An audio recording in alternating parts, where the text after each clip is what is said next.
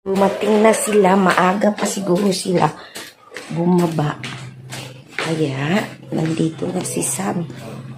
Dumating na si Sam, buksan ko.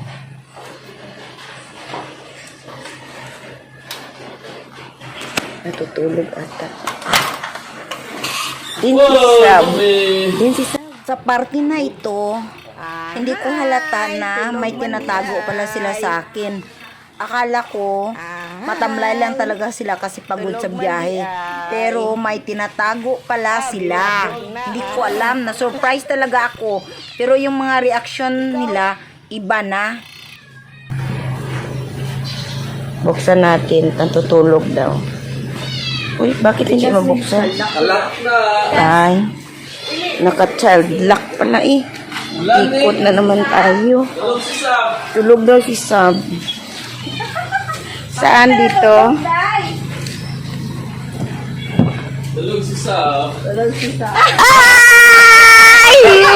Ay, hindi man di ay! Surprise kami ay!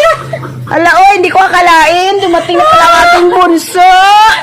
Si Sam bunso! Sus! Gani! Good morning! Oo, sana bumaba ikaw. Hindi ko manala.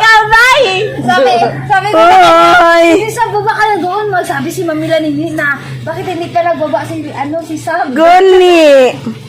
Yun pala na sa tita pala. Wala lami ay. Ganun ga, pinagawasan. Hindi ko pa nalami. Hindi ko pa alam. Ay, iwan ko sa inyo. Di-surprise pala nila ako. Ako pa na-surprise.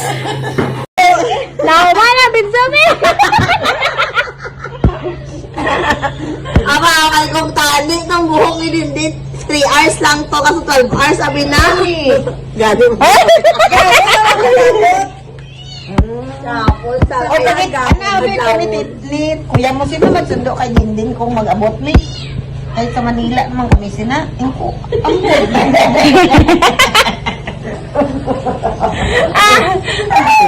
Ikaw, Tito, na-surprise ka dito?